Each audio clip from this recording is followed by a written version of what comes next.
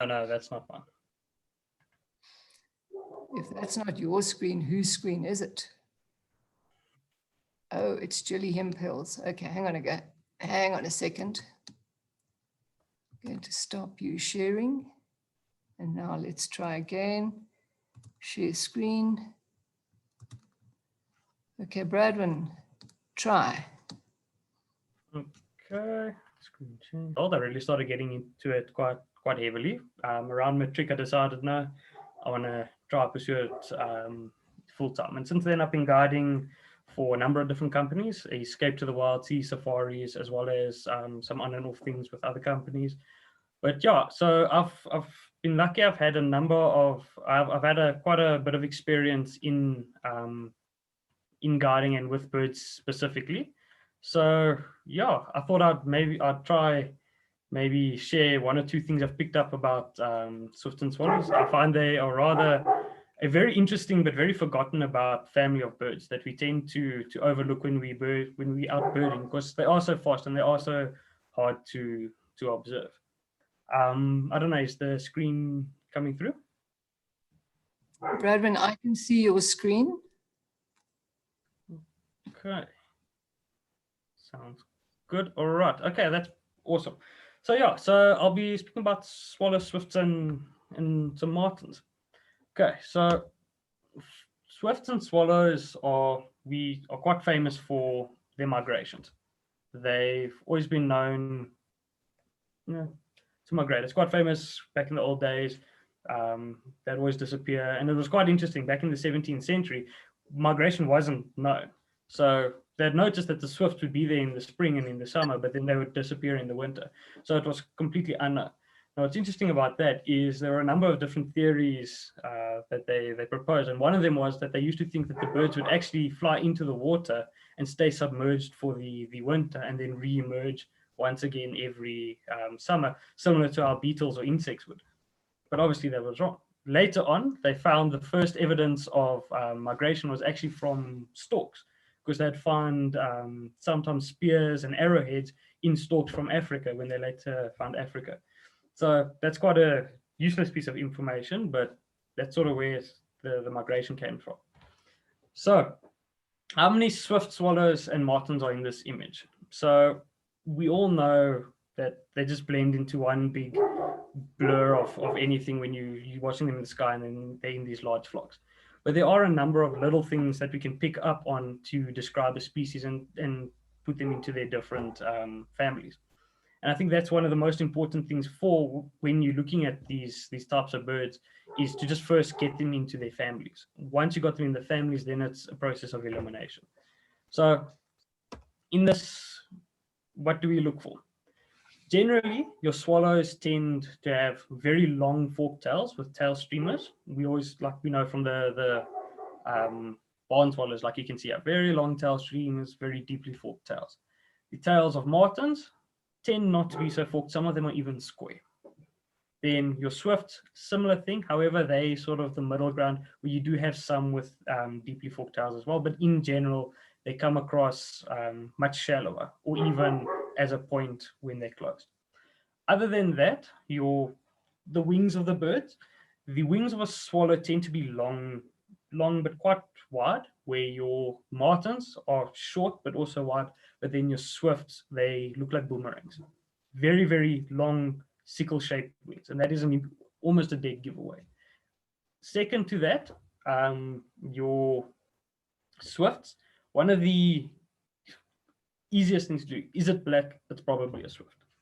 90% of your swifts are black or some rendition of black, where then your martins tend to be mostly your browns and whites, and then your swallows tend to be, or are a variety of different colors. So that's sort of what you can use to quickly identify a bird if it flies past and you didn't get a good enough look on it to take it down to species, but you can generally get enough just to see what sort of family it's in. And those are the things you'd sort of look for.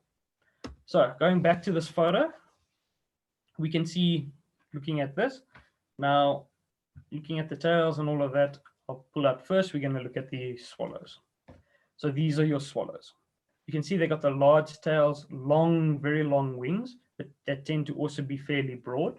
But then also those long, deeply forked tails. And then here you can see on this one, it's squarish. But when he closes his tail, you'll see that would become more forked. And then down here, you can see with the long tail streamers, and there you can see the tail streamers as well. So these are your swallows. Okay, swallows. Some interesting facts about swallows. In South Africa, we have about 12 different species and 83 around the world. So they're quite a numerous family of birds, and that's why they're also such an important family when you are out birding, especially like you guys are planning to do a birding big day outing. One of the best ways and easiest ways to add a couple species to your list is through your swifts and swallows, because so many people we overlook it. But yeah, so not all swallows are migratory.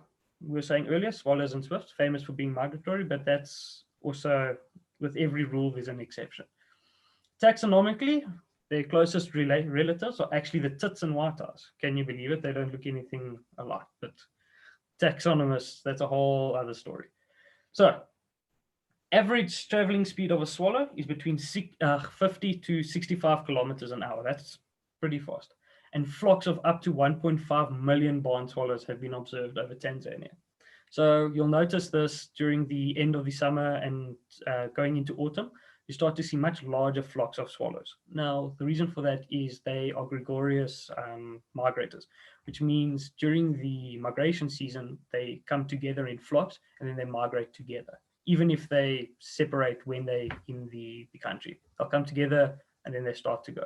That's also, funny enough, when they become the most vocal, because then they start chatting to each other and they start preparing. And the more vocal they get, the more active they get, usually the closer it is time for them to leave. So yeah, so some useless information there. But yeah, okay. First off, barn swallow. Barn swallow is one of your more common species that we get in the summer. Now they start appearing usually around November. You start to find them around. Sometimes your really early ones start to come around mid-October, but usually you don't see them before then. And then they start to leave also around about end of March, mid-March, end March.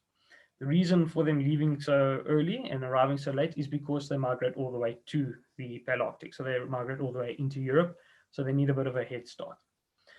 So when we're looking at your barn swallow, the easiest thing to notice are the colors. White belly, blue back, and a very, very prominent orangey or rust-colored throat. That's one of your dead giveaways. Also, you'll notice very, very long tail streamers, as you can see here, and then the white windows on the tail as well. Very, very good. Okay, so greater in, well, let's just go back to that quickly. Just want to, and how do I go back? There we go. All right. Now I've lost it. Okay.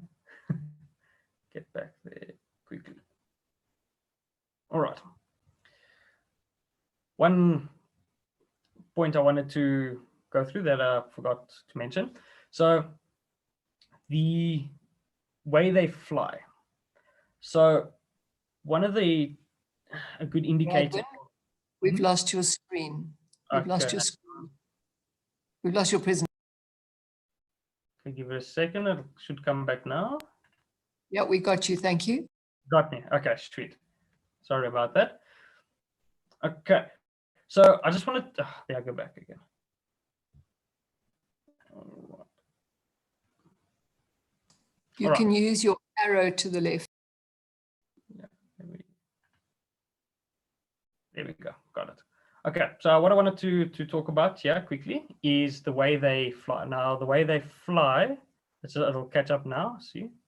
So the way they fly is a very good indicator of the bird you're looking at. So the way where they fly, first of all, how high, how low is a good indicator, and then also the motion in which they fly. So you'll notice with a barn swallow, they fly in a very jerky motion, and they tend to stay quite high above the ground. So that's a lot of different swifts flying the swallows flying these area in the same sort of area. But this is important when you're comparing it to the bird that looks closest to it, which is your white-rumped swallow, your white-throated swallow. Now we'll talk about that now. But with the barn swallows, quite high and then quite erratic flight. Now onto the greater and lesser striped swallows. Now these two can be very tricky because they look so alike. They're quite easy to identify in the field as one of the striped swallows. You see them, they generally have quite a dark back, orangey buff heads, and then the white breast. Not much else looks like them except for your wire-tailed swallows, but we'll go through that. So when we are splitting the two from one another, when we're trying to see greater or lesser, now you'd think the greater or the lesser would refer to the size. They're actually very similar in size. The lesser is actually slightly larger. What they're referring to is the length of the stripes on the breast. So you'll notice on the greater stripes, the stripes tend to be very thin but very long, right? And that makes them appear a lot lighter and a lot more washed out. Now, if you on the lesser stripe, you'll see that the stripes tend to be a lot shorter but very, very thick. Now that's the giveaway. That's the easiest way when they're flying, is if you can get a quick look at that the breast, because the heavy streaking on the lesser makes it appear darker in general, and that's a good giveaway. Also, you'll notice the stripes on the lesser move all the way onto the throat, where the throat of the greater tends to be a lot plainer. Now that's also a very good giveaway. Also, if you can look at the ears of the greater, you can see they're plain, they're white, where the orange tends to wrap around and cover the ear of the lesser. So that's basically it for the striped swallows. Very simple, can be tricky, but as long as you're keeping an eye out for those stripes, you'll generally be quite fine. They tend also to be quite a large swallow, and they tend to also be one of your more common ones. Lesser striped, you usually see also earlier in the season and later in the season than your other swallows, because they don't migrate as far as the others. They are intra-African. Okay, so that's basically it for the greater stripes. But then now we're going on to the white-throated swallow, like I mentioned with the barn swallow. So the white-throated swallow, main difference against the barn swallow is the white throat. Obviously, the white throat and then the blue band across. Now, when they're flying and they're flying quite fast, they very easy to confuse for a barn swallow. I do it, and I'll do it all too often. So one of the nice things about your white-throated swallow is they always tend to be around water. So that's a clue. So if you've got water nearby, you over a flay or something like that, you usually can start looking for your white-throated swallows. Very nice with the white-throated swallows is they love to fly low and slow. So they tend to stick to within a couple of meters of the ground, 2-3 meters, and even less over the water. Over the water, they sometimes fly less than a meter, and they tend to stay in very long, straight lines before they dart off and turn. Where your barn swallows, it's constant zigzagging back and forth. So that's just a nice indicator. Now, obviously, we can see the blue upper parts, very, very quick to see. Then you've got the buff at the front. Now, when you look at them as well, they've got tails, they've got the tail streamers, but when you look at them very quickly, they look much, almost shorter. It's how it comes across, but they do have the long tail streamers as well. They seem to, when they're flying, they almost look disproportionate, if that makes sense, but very slightly. So yeah, always around water, always sort of low to the ground. Very, very simple. And then the white throat. Okay, the next one. See, okay, red-breasted swallow. Now this one is nice because it is very, very easy to identify from any other of the swallows, except for the mosque swallow up north. But that's a whole different thing. If you're in that area, you know to look for it. So with your red-breasted swallow, first thing you'll notice if you see them, they are absolutely massive. Much, much bigger than your other swallows. And then very, very rich orange. The white, your lesser striped and greater striped swallows, they can sometimes seem quite orangey at a glance. So you can sometimes at a quick glance mistake them for a red-breasted, but you'll see on a red-breasted, it's extremely prominent. It's very, very, very, it's like a nice rust color. Then also the blue back, the very, very nice blue shiny back, very easy and straightforward. So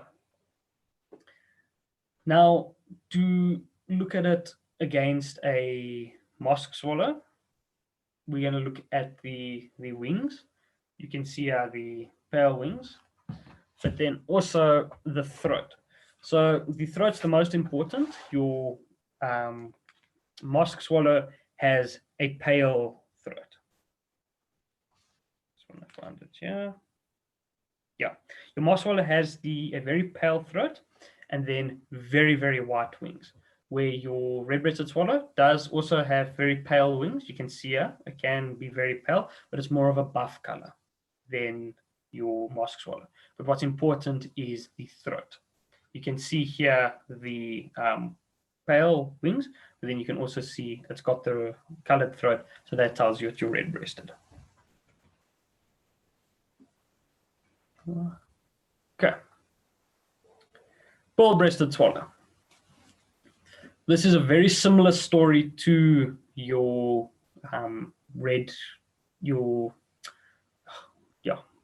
what did we just look at? Red-breasted swallow.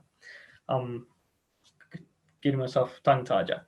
So very, very similar in that it's two-tone plain breast, except now it's a plain white breast. Now these guys are non-migratory, so you do see them in the winter as well. You tend to see them a lot in your grassland, higher altitude grassland sort of areas. When you guys are going to the cradle of mankind, keep an eye out. There's plenty of them up at the top there. So that's a very nice target bird for you guys. When we look at them, very, very blue, blue back. And then also, because now it's not a migratory species, you'll notice the wings don't protrude as far past the back of the bird as you would on a migratory species. So they tend to have a shorter primary projection. To that, also, very, very short tail, not a deeply forked tail at all when you're comparing it to the other swallows. So that's it. But generally, they're quite an easy one to identify. There is a species which is very, very similar to them, which is your common house martin. Now, the main difference is, we'll go through it, but the common house martin, the rump of the bird is white. So they got a white patch on their back, where luckily the pearl-breasted swallow doesn't. Okay. Let's go to the next one. Now, this one challenges what I said earlier about the general appearance of swallows, because it's got a square tail and very thick wings. Now, this is your South African cliff swallow. Now, South African cliff swallow, also a non-migratory species. Now, I actually want to double check that, but that is right. But yeah, so South African cliff swallow is... no, I'm wrong. It's a seasonal migrant. Do apologize for that. Yeah. So now with these, you can see also they don't migrate very far, so not very big wing projections. You can see the wings tend to be quite short. The square tail. Also, very, very orangey and buff. That's a good indication. So yeah, generally also it's quite a it stands out quite well when you see them. They sort of in your face. The orangey color on the throat, just under the throat here, and on the rumps, a dead giveaway. Now you'll also see that same coloring on the back.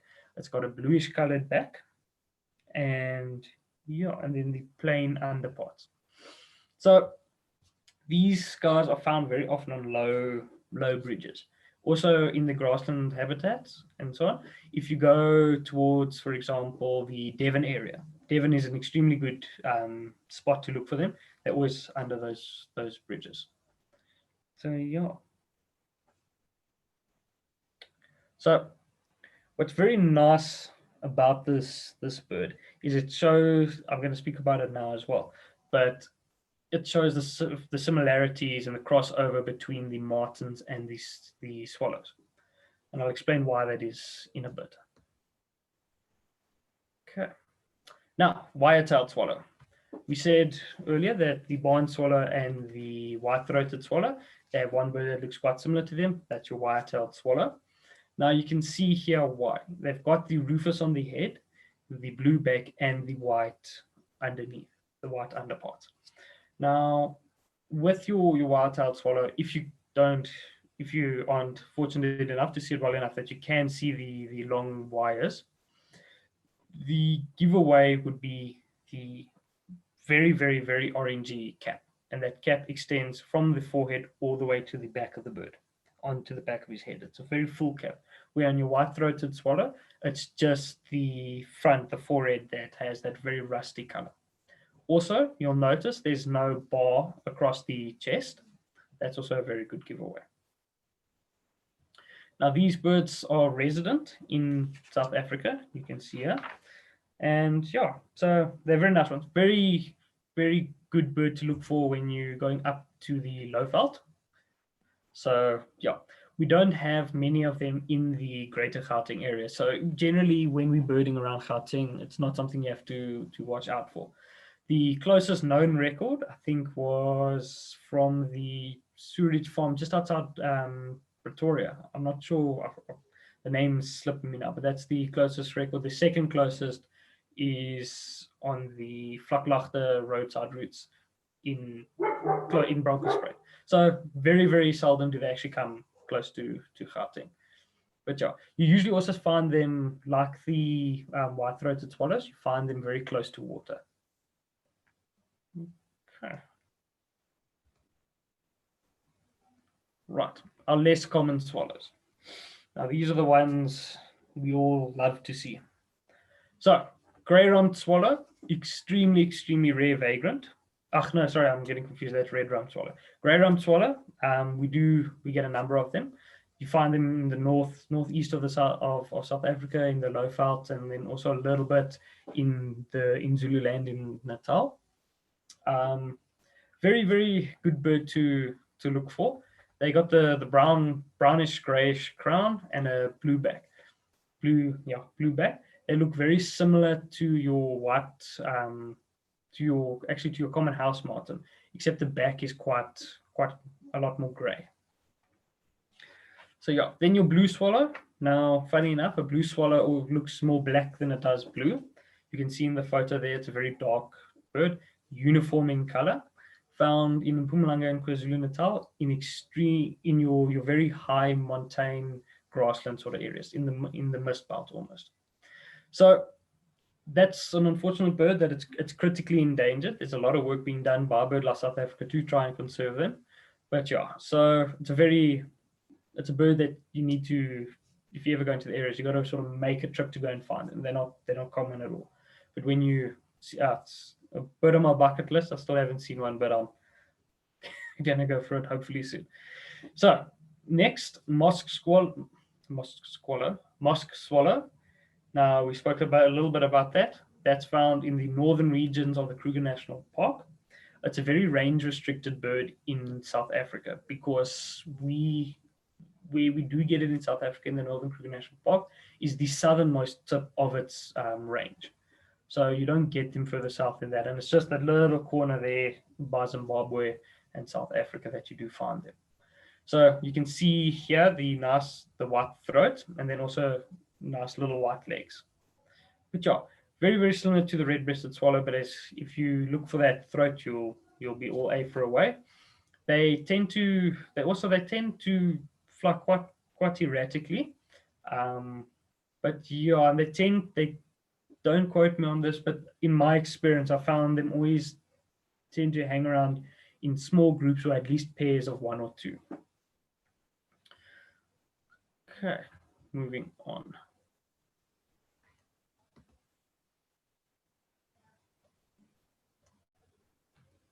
Okay, saw wings.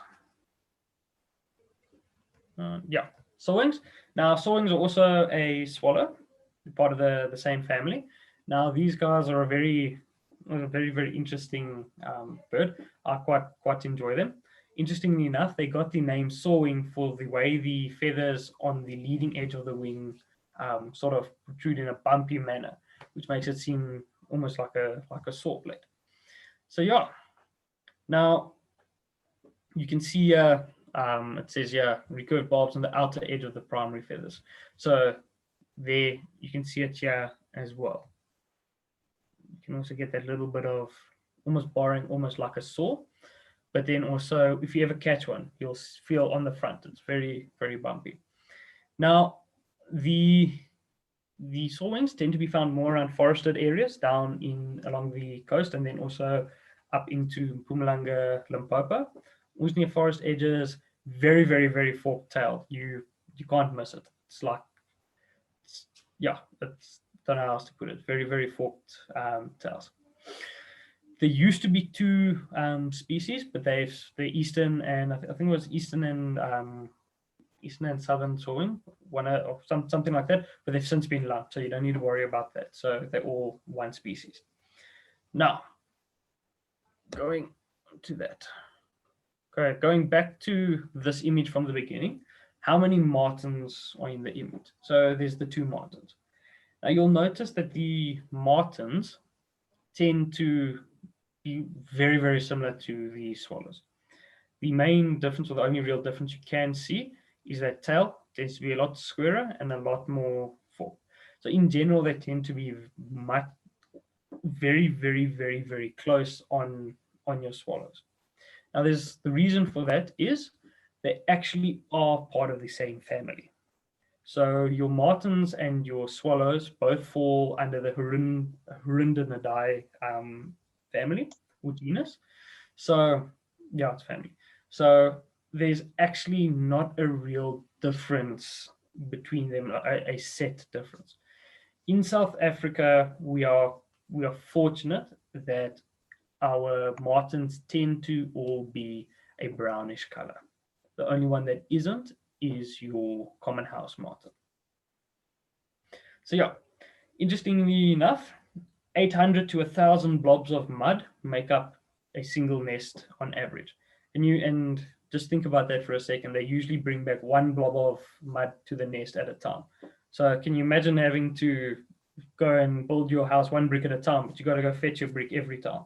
So it's quite amazing to think about. So up to 11 birds have been recorded sleeping in one nest. So they're a very gregarious bird, and they enjoy the companies of others, and they nest communally. So just some useless information again. Okay, common house martin. This is the trickiest one to identify because it's got your pearl-breasted swallow, which looks very similar, and then also your grey-rumped swallow. So all white underparts, completely white underneath, no stripes, no nothing like that. It's very nice and clean when you do see it. Depending on the stage of its molt, it can appear bright white. So it's quite nice. Shallow fork in the tail, you can see there it's very, very shallow forked, very much like the pearl-breasted swallow, but then luckily for us, it's got the white rump. You can see it here perfectly. Big white square on the back. That's your separator from the other swallows. So yeah, you can see this guy's actually busy molting. That's quite interesting. Quite there. So usually when they come back from migration, the first thing they do is they eat and molt. It's funny with the migration, a mate of mine, Grant Egan, he's actually taking you guys out to the cradle. He was doing migration research when he was ringing birds, and they found that a bird leaving before migration and a bird coming back from migration, the difference in their weight, they can lose almost a third of their body weight. So quite amazing. And then also the shape of the feathers tend to be a lot more tattered when they get back. So that's just quite interesting. Okay. Now we're going on to the brown martins. This is now nice and easy. So brown immediately tells you it's one of your martins. So you do get your brown swift, but your martins, you'll notice they look just like a swallow with the thick wings and the broad tails. So banded martin, he's got spectacles. You can see just the lines on the eyebrows there. That's one of your important things to look for. Now, you can see there the white, not dark underwing coverts. Unfortunately, you can't see it in these photos, but you'll see the underwings are quite nice and white, and it lacks white spots on the tail. So yeah, there's not much to talk about. They're very simple, straightforward bird. Your banded martins, you do tend to find in your grassland areas more than your other species and around your mountains. So in higher koppies and so on. So again, when you guys are going to the cradle, definitely a bird to look out for is the banded martins up there. Okay, rock martin. These are another guys that you find, another one of the birds you find around your mountains, especially around cliffs. Now these guys, the tail is nice and square, makes it nice and easy for you. So yeah, now you can see here on the tail, what we always talk about. If you read, they talk about windows. So this is what you look for on your rock martin. It's got the nice windows there for you. These guys are always found around cliffs, like I said, but also clean cut, uniformly brown, pale underwing coverts, very, very straightforward. They also tend to be a bit smaller than a lot of your other martins. Okay. Sand martin. This is a very nice one to look for. Very nice one to see as well. So these ones have a uniformly brown back, white throat, and pale brown breastband. Underwing coverts, dark, not white. So when we talk about the coverts and the underwings, you'll see here these patches just under the wings. These are dark, these are brown, and not white. Then also you've got the brown band across the chest. That's also a nice thing to look for. But then what's most important to look at if the bird's sitting when you're trying to tell between this and your banded martin is the spectacles. So you can see he doesn't have those white eyebrows. So that's a very good thing to look for. Also, very small tail. It's almost, yeah, it's quite a small tail, and yeah, it's also smaller than your banded martin by about 4 centimeters. So unless they're flying next to each other, it's quite a hard thing to tell size. But in general, you'll also notice that they tend to be a smaller and a little bit of a daintier bird than your banded martin. All right. Okay. Brown-throated martin. Now these guys you'll see around water, always around water, flying they often fly quite low to the water as well. Now, brown throat, there's no white in the throat at all, no white on top either. So it's almost like it's wearing a hood and a cape. So tail is slightly forked, but you can see there very, very slightly, but it's a bit of a broader tail, but a very slightly forked tail. The primaries and the coverts all dark, but yeah, it's quite a straightforward bird to look at. If you got the water and you're seeing that very white belly and no white up front, it's usually your brown-throated martin. Now, your brown-throated martin also tends to be quite one of your more common martins. Your more common martins are your rock martin and your brown-throated martin. Your sand martin tends to be a very, very hard bird to try and find. you do also, in my experience, I found them more around water than drier areas, but that's my experience with the sand martin. But the brown-throated martin definitely always over water. Morivale, when you're in the hides, they all over the show. Okay. Now, onto the best family, the swifts. So these are one of my favorite families of birds in South Africa, or in the world in general. Extremely interesting group of birds, very unique, lots of little quirky things about them. So 11 species of swift occur in South Africa. So gives us a lot of work to do in identifying them, and it's a very good thing to look for when we're on our BBDs and stuff, because it's an extra 10 birds. I mean, 11 if you're even more lucky. So just like we said, taxonomy never makes sense. Closest relatives are the hummingbirds. Now, I don't know. I'm no taxonomist, but I find these things interesting. So Palearctic and intra-African migrants, we have a number of species that migrate to different places. In our furthest migrating, I believe, is the common swift, which migrates up into Europe and then into the Palearctic.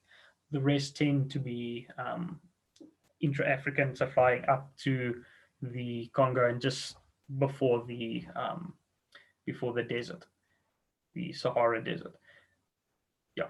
So now they sleep and mate on the wing. This is always an interesting thing for me. So swifts spend very little time actually perched and on the ground, almost never. When they bath on the wing. When they fly, when they drink while they fly. And then when they mate while they fly. And then when they sleep while they fly. This has always fascinated me.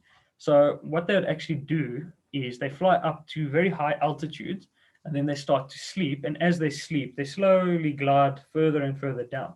And then there's some trigger that wakes them up at a certain altitude. They wake up in the middle of the night, fly up again, and then they start to fall. And then usually they do this 2 to 3 times a night. So it's just, can you imagine? We always wondered what it would be like to sleep on a cloud. So extremely fast and agile flyers. These are particularly difficult to keep in your binoculars. They have no hind claw. This is very interesting. So because they are so adapted to being on the wing, the only ever time they do land is when they lay their eggs and incubate. Now, this is also something when we find swifts on the floor and we try to bring them back to health and that. One thing about them is they have extremely sensitive mouths. So trying to force feed them with a syringe like you would a normal bird is never a good idea. It actually hurts them. Same thing with giving them water. But more interesting to that, they cannot take off from the ground. For a swift to fly, they have to fall off a cliff or they have to be thrown in the air. So when they get released, they usually hang them from a kitchen cloth or a curtain outside, and then when they're ready, they just drop off and then they start to fly. Okay. Also tend to be monogamous, mate with the same pair, which is quite interesting. Now, how many swifts are in the image? Okay. So here you can start to see what we're looking for with the swift. Very thin, long wings, tend to have quite long bodies. You can see there, and deeply forked tails that tend to be quite close. Okay. Now, let's start with our favorite, African palm swift. This one for me, there's just one phrase that you need to know to be able to identify this guy quite reliably in South Africa, and that is, it is just a pencil with wings. He's very thin, long, wings are very thin and long. So it's quite a good giveaway. So other than that, very deeply forked tail, very thin sickle-shaped wings. You'll notice that this bird in particular has that boomerang shape when he flies. Okay. Palm swift actually nest in palm trees. Just some useless information. It's a bird that's named well after something it does. Okay. White-rumped swift. Now, These guys are one of your more common ones. This and your little swift tend to be your more common swifts we find here in the half house, and they also tend to be the easiest ones to confuse with each other. Now, when we're looking at these types of swifts, they tend to be larger. They're quite large, and they tend to have a bit of a stronger build than most of your other swifts, especially your palm swift. You'll tell these from palm swift, they're much stockier. So when we're looking at these and we're trying to tell them apart, white rump swift, most important thing, forked tail. And then second most important thing, has a white patch on the back that is in the shape of a C. Now, you'll see it's an upside down C, how it wraps around the back of the bird towards the underwings. Right there. Also, the white chin, but a number of swifts actually have that, even though it's sometimes not illustrated very well in your field guides. Right. Horace swift. Okay. This one is one of your larger,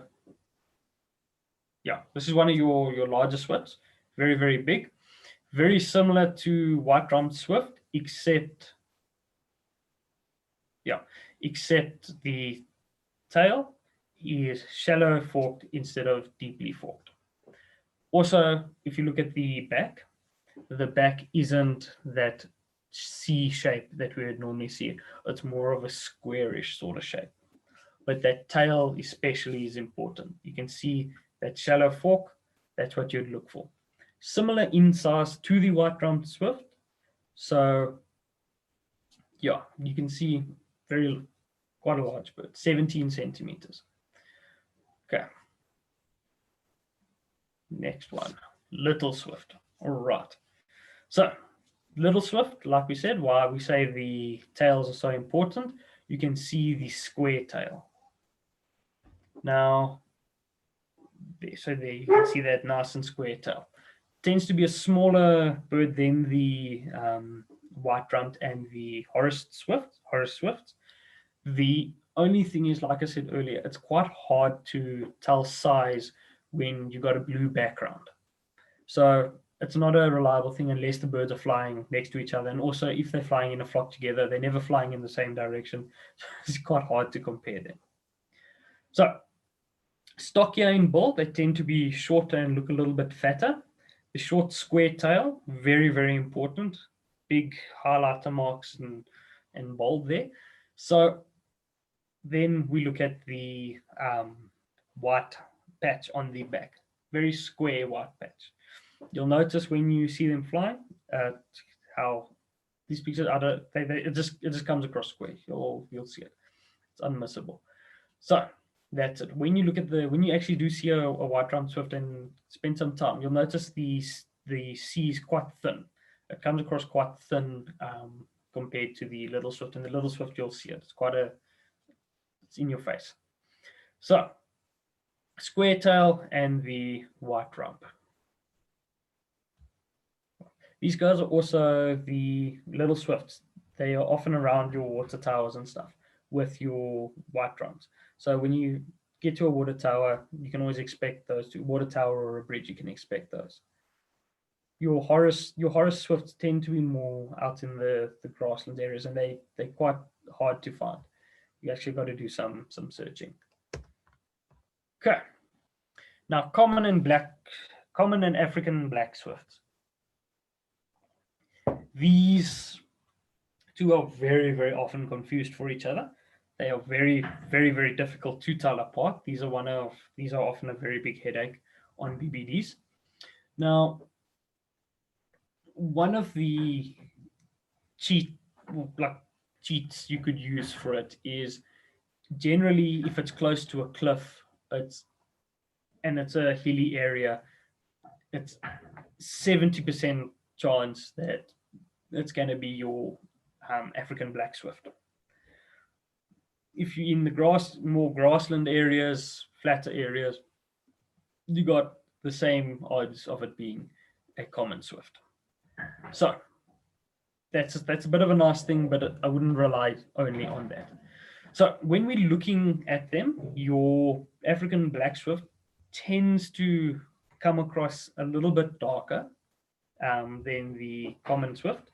Your common swift tends to seem a little bit more of a pale brown, but that can also be very much dependent on the light that you've got. Now, both have forked tails, but the tail on the African black swift is slightly less forked, but you'll notice also here the shape of the bird. The shape of your common swift tends to be a little bit more robust and long, where the shape on your black swift tends to be more slightly slender, a bit more slender. So yeah, that's one of the things. Now, they was if you look in your textbooks, they'll talk about the contrast of the secondaries to the rest of the bird. Now, when we talk about that, we're talking about the top of the bird. So if you look on the top of the bird, the secondaries tend to contrast against the color of the bird. So let's just find it here. Yeah. So yeah, the contrast with the paler. So yeah, the back would contrast with the paler secondaries. So that's what you'd look for, but that's also dependent on the light, and it's very, very hard to see in the field. Unless you've got perfect light and the bird banks in the perfect way, it's very, very hard to actually rely on that. One of the nice things with the black swift is the way they fly.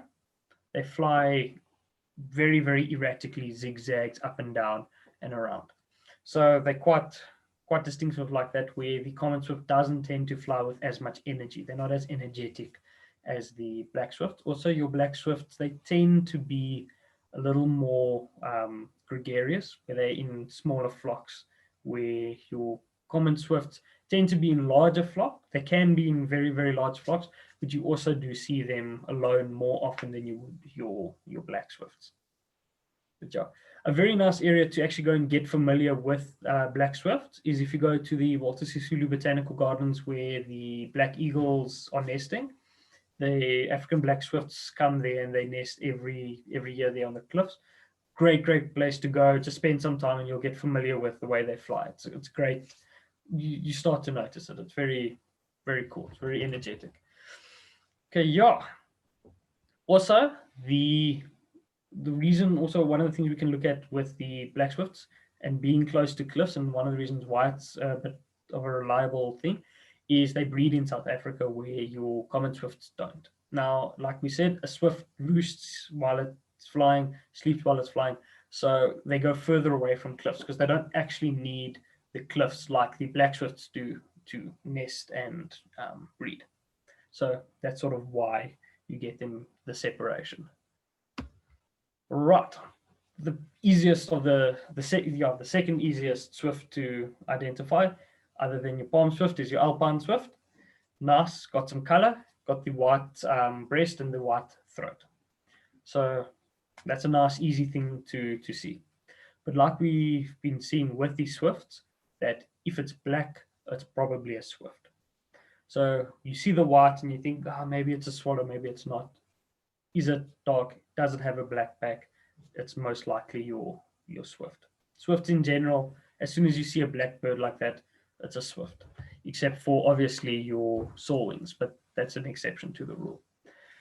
Okay, alpine swifts are extremely big, but again, size is difficult to tell when they're far away, but if you ever see them up close, very, very big bird. White throat and breast, dark breast band, long sickle-shaped wings. So you can see it's very, very straightforward. Now, interesting little thing with these guys is they follow fires. So they're very, very, generally when you get good veld fires around areas where they occur, it's a good place to start scanning for them because they come to the fires. Why? Because as the fires burn, insects try to escape and then they take advantage of this opportunity. Also, they tend to fly very, very high. So they really, really do get quite high. Sometimes you won't be able to see them without your binoculars, but you look in the sky and you can see the little dots flying around and you just get enough of a look at that breast. But yeah, quite a nice easy one. Okay, Bradfield Swift. This is a very nice Swift. I've also yet to see one. I have tried a few times, but I haven't tried hard enough. So Bradfield Swift is a completely brown bird with a scaled appearance. Now you'll notice over here, you can see that scaling very, very nicely. So it's not a very plain breast at all. Okay, it's a lot more pale than common Swift. Like we said, common Swift also tends to be a pale brownish color. These guys tend to be are a lot lighter than that. In general, a lot more like almost a sandy color. They lack contrast between secondaries and body like African black Swift. Okay, so looking at the primaries and the secondaries, which are your main flight feathers, which you find here, you can see there's no real difference in color between those and then the rest of the wing and then the rest of the body. So it's a very uniform color. Much bulkier than palm Swift. Like we said, palm Swift pencil with wings, these guys tend to have a lot more mass on them. So yeah, that's one of the things you'll look for. Okay. Right. Now the spine tails. These guys, really, really, really fascinating family. Now, if you look on this picture here, you can see on the tail, very slightly, you can see these little points sticking out.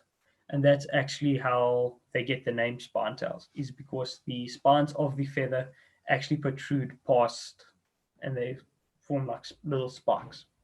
So that's where the name spine tail comes from. Now, we've got two in South Africa, Bohm spine tail and mottled spine tail. Bohm spine tail really does look like a boomerang, has no tail. So you can see here, straightforward, that tail's missing, dead giveaway, as well as the white breast. Now, mottled spine tail, also nice dead giveaway is your secondary feathers are shorter than your primary feathers. So they've always got this notched appearance. That's straight giveaway. No other Swift has that. So that's a very nice field marking. One of the things to look for when you're trying to find a spine tail in a flock of Swifts, Swifts tend to flap very, very little and they tend to glide on the air. Where your spine tails, they go crazy. They flap like it's going out of fashion. So that also gives them what we say is that it almost looks like a bat, the way it flaps and it carries on. So yeah, that's one of the things. Nice thing about a mottled spine tail, when you're looking for mottled spine tail, a nice thing to look for is baobabs with large cavities. The reason is the mottled spine tails uniquely breed in baobab trees. So when you get into baobab tree country, that's when you can start to look for them up north. And then where you find very large baobabs with the large cavities. There's a very, very reliable spot in Venderland. It's called the Sigoli Big Tree. If you're ever looking for them there and you're in the area, spend the $50, go there to the tree. Awesome tree. It's absolutely humongous. And then they nest in the tree. So they always come back to roost. Definitely recommend that. Then Bohm spine tail, they're a bit more, they're a bit harder to locate because they're not particularly found in baobabs or not. Also, they reach the southernmost tips of their range in northern Kruger National Park, that sort of area. Good place to look for them is on the Livubu Bridge in Pafuri. Okay. So yeah, swift, swallows, martins, extremely interesting and diverse group of birds which have provided inspiration to many birders over time. I think that swifts are extremely interesting, very, very forgotten family of birds.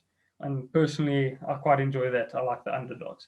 So yeah, guys, that's basically it for the talk from my side. If anybody has any questions, please let's get it going. Go crazy. Thanks, Bradwin. I prefer it that people don't go crazy. But wow, what an interesting flip through what I've always considered to be some of the most difficult birds to identify. And you've certainly given me some good handrails for my birding identification. Yeah, if anybody's got any questions for Bradwin, if you can hold down your space bar to temporarily unmute yourself, just ask away.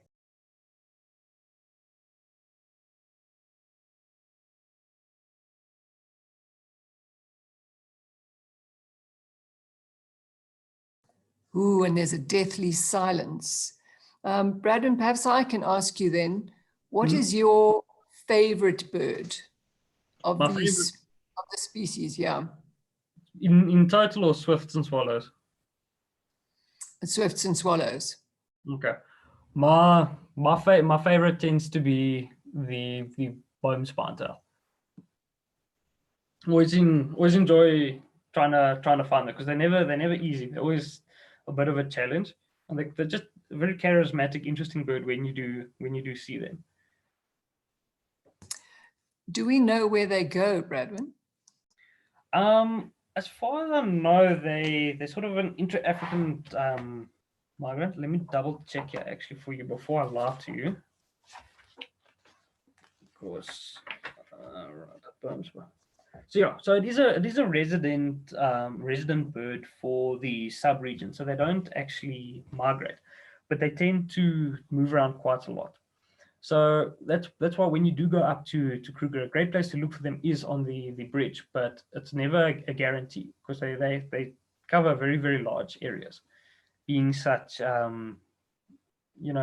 spend a lot of time on the wing, so they travel very, very far distances. But yeah, it's always it is a resident, so they are always around.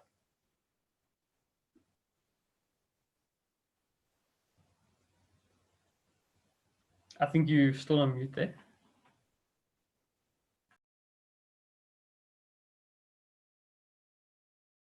Okay, let's try now. Pat wants to know, what do palms use to make their nest? What do palm swifts use to make their nests? So it's actually quite interesting with the swifts versus the swallows. Your swallows tend to use the mud to make their nests, where your swifts use, and like the palm swift, is they actually use their saliva. So they produce a very sticky saliva that they use to then stick leaves and leaves, feathers, down, all sorts of things. So that's what they actually do. It's actually quite interesting. So it makes a very sticky like saliva that they use to paste it around. There's actually a species in I think it's Borneo, which is your cave swallows. Now what they do, and it's also I think it's more of a swift than a swallow, but it's a cave swallow, and they make their nest also completely out of the saliva, and it's actually a very sought after delicacy. So when the birds are finished migrating, the guys go into these massive caves, and then they climb up the walls, and then they harvest the nests. But yeah, so it's actually a saliva, and then they use a mixture of different materials. So when you look under a bridge and that, and you see the mud nests, that's your swallows. But then you see these like very messy nests. Those are your swifts, and it's the same with the palm swift. Bradwin, do you know where locally in Joburg one could look for palms? Palm swifts, they're very widespread. They're quite numerous as well. So even in gardens and that, they're quite good. But around your parks, golf courses tend to be very, very good for them. So if you've got a golf course nearby or a park, go sit there. Sit where there's sort of an opening, where there's a large opening in the trees. It's a good spot to sit, watch the sky, and just see if you can pick them out. So another question that's come through is, do swifts drink? Yeah, of course. I think everything needs to drink. So what they do is that often when you see the birds coming down to the water, if you're sitting in a bird hide and they come and they skim across the water, that's actually how they drink. So they come and they open their mouths, and they just with the bottom of the beak, they touch the water, and it pushes enough into the mouth, and then they fly up. So every time they come down, they take a sip of water. It's also, funny enough, it's the same way they bath. So they go hit the water, do this quick dip, and then they fly again.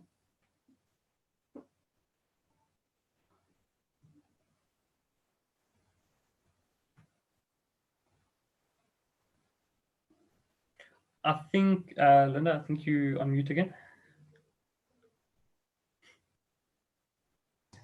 So the question was, are the barn swallows back at Mount Moreland?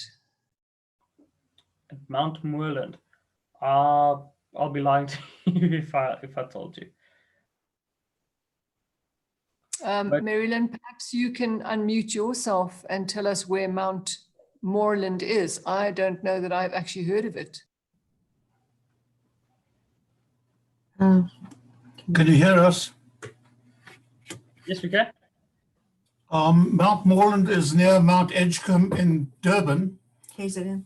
near the airport, and there are about 3 million barn swallows that nest there, used to nest there every year. And they have sites where you can go and sit and watch up to 3 million barn swallows. They nest there in the reeds. Wow, Doug, that's amazing. Thanks for sharing that. I can't actually give you any update on that, but perhaps we can have a look on the SABAP2 data and see whether that site is being used. We've been there and viewed them, and we have brochures from the Mount Moreland site where they say up to 3 million barn swallows drop there, so much so that they route the Kinshasa airport planes to avoid them. Can I jump in, Linda? What's Yes, that? of course. Go ahead. So as far as I know, it is. So it's a roosting site, not a nesting site. And basically so they did a whole big EIA on it when they wanted to build Kinshasa.